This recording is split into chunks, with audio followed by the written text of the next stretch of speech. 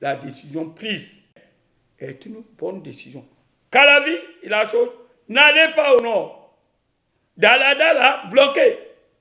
Si on aime nous-mêmes. C'est une bonne décision. Parce que les décisions, chaque fois que Dieu vous éclaire, ça arrive.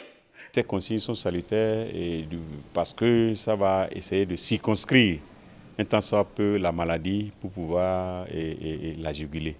Donc en réalité, ce que le gouvernement a fait, c'est une très bonne chose puisque le gouvernement veille à la sécurité et à la santé des populations.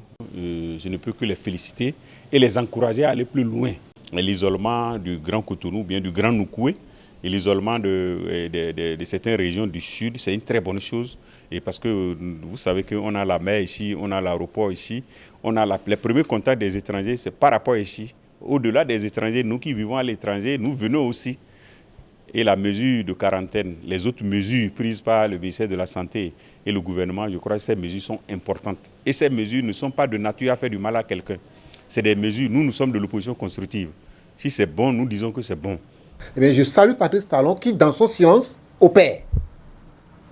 Oui, je l'encourage, qu'il continue dans cette lignée. Et j'invite le peuple béninois à se mobiliser derrière lui. Si nous faisons de la politique avec le coronavirus, on est tous morts. Suivons les consignes sanitaires que nous imposent nos hommes de la médecine. Et cette décision solution, nous aurions aimé que le peuple béninois suive à la lettre ces décisions-là. C'est notre part de contribuer efficacement au respect de ces décisions-là. Chacun n'a qu'à prier d'abord dans sa maison. Et ce qui est bon, ils n'ont pas interdit aux muezzins, chaque heure de prière, de rappeler aux gens que la prière de telle heure a sonné. Ça, c'est déjà important. Donc, ce sont des choses que l'État a pris et qu'on doit l'accompagner. Ces congés anticipés, c'est une très bonne chose. Et on demande aussi aux chefs d'établissement, que ce soit du secteur privé ou du secteur public, que les gens puissent voir, même s'il y a des mesures complémentaires qui vont dans le sens du renforcement de la sécurité des populations à travers leur santé, je crois que nous tous, nous devons les prendre.